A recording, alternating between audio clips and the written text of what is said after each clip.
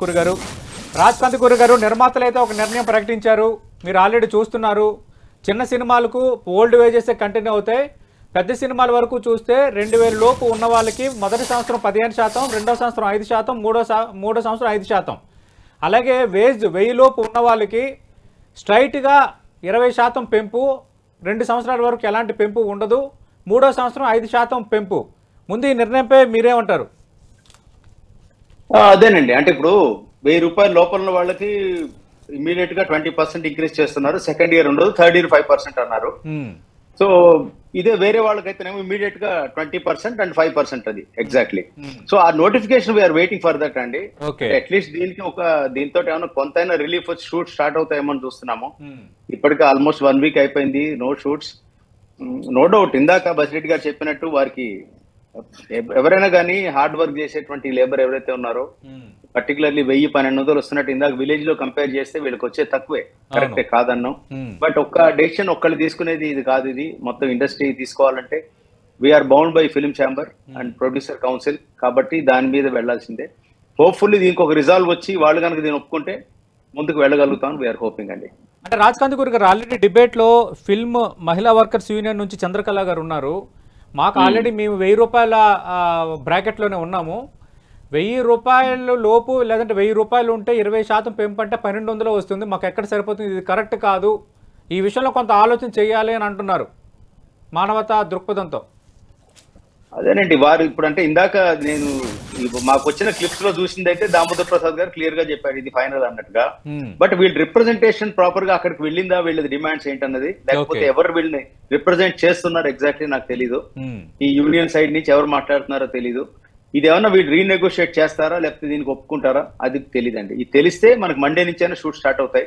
Okay, మరి ఇప్పుడు దీనికి రెస్పాన్స్ ఏంటి వాళ్ళు చెప్పాలి ఇమీడియట్ గా. దీనికి అంటే దీన్ని వాళ్ళు ఒప్పుకుంటున్నారా, ఈ కండిషన్స్ లేదా అన్నది వాళ్ళు ఇమీడియట్ గా అప్డేట్ చేయాలి.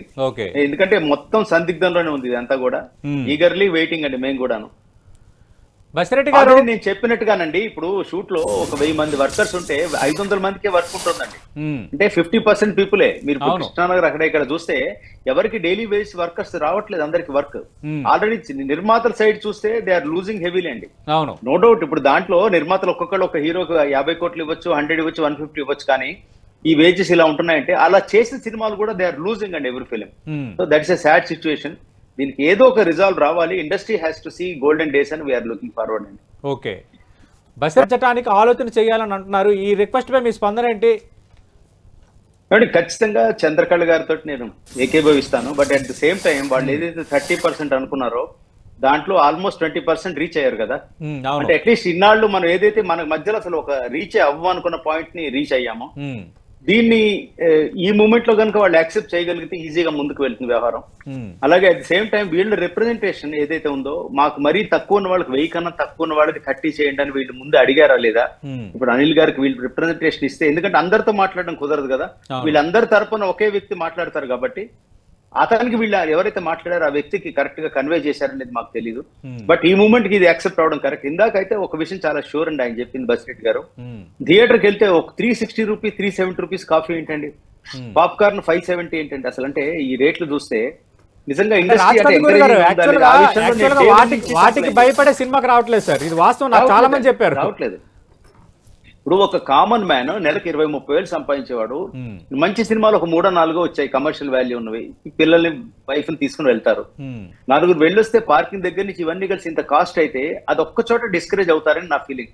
నేను మా టీమ్ మెంబర్స్ ఇండస్ట్రీలో కూడా ఈ మాట ఎప్పుడు చెప్తున్నాను, మన రేట్ పెంచుతున్నాం, పెంచినప్పుడు ఆ 2-3 డేస్ కి అప్లికబుల్ అయితే బాగుంటుంది, అంతేగాని మండే తర్వాత ఆ రేట్ తగ్గించుకుంటే బాగుంటుందని. ఇన్ఫాక్ట్ సునీల్ నారంగ్ గారు కూడా ఈ మాట ఉన్నారు లాస్ట్ టైం.